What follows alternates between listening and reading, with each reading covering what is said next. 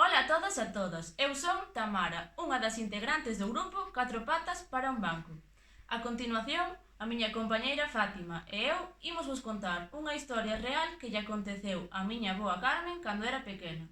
Esta historia tivo lugar hai moitos anos, xusto despois de que rematara a Guerra Civil, e pasou nunha pequena aldea de Teixeiro, a cal se chama A Ponte. Quero compartir convosco esta anécdota da miña avoa, xa que para min ten un gran valor sentimental, xa que cada vez que ela me contaba conseguía sacarme un gran sorriso. Espero que vos guste e adentro o vídeo.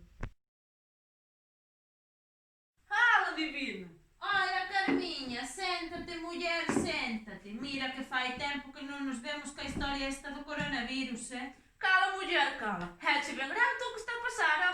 Eche, muller, eche. Pero bueno, xa che houbo épocas ben malas, eh? E logo a gripe esta de fai anos. Malísima de todo. Ai, pero volvendo a tempos atrás. As guerras, Carmiña, as guerras. Ai, a guerra civil. O meu Abelino cando chegou de lá a casiña. Ai, trouxe unha de malas historias, contoume todo. Deixou un mal corpo. Ai, divina, se eu che contara, un día, por aquelas épocas, despois de que rematara a Guerra Civil, viña de traballar a terra con miña nai e os meus irmáns, e non sabes que atopei aló lonxe, unha luz branca, asustámonos todos. Ai, creo cho ben, pero que sería aquela luz? Bueno, polos pueblos adiante, tamén por aquelas, pasaba cada cousa máis rara. Ai, Dios mío. Si, muller, non te lembras que daquelas épocas andaba un home, ou como se chamaba ese home? O Benigno Andrade, o que lle chamaban o Foucellas, o guerrilleiro español. Si, muller, si, ben sei, pero ese home sei que tiña unha mala fama. Disque, pero como non a iba a ter, que disque persoa que atopaba por aí, muller, a mataba.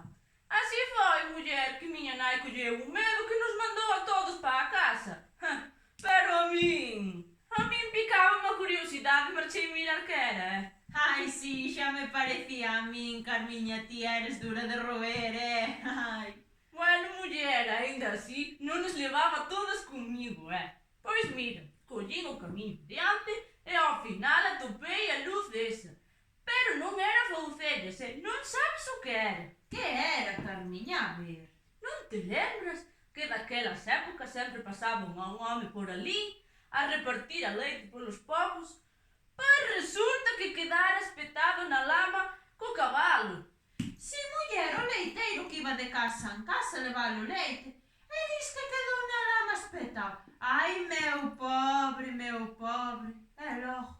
Nada, muller, pero eses días chovera tanto e solo se lle acorda a el pasar por ali.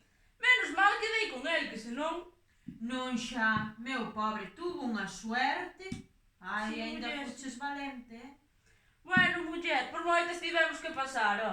Si, muller, si. E as que quedan, Carmiña, que van vir épocas tamén ben malas, seguro, Bueno, muller, como din, o caso é ter salud e seguir pa diante. Tal cual, creo cho ben e douche toda a razón, Carmiña. E temos suerte de estar aquí hoxe,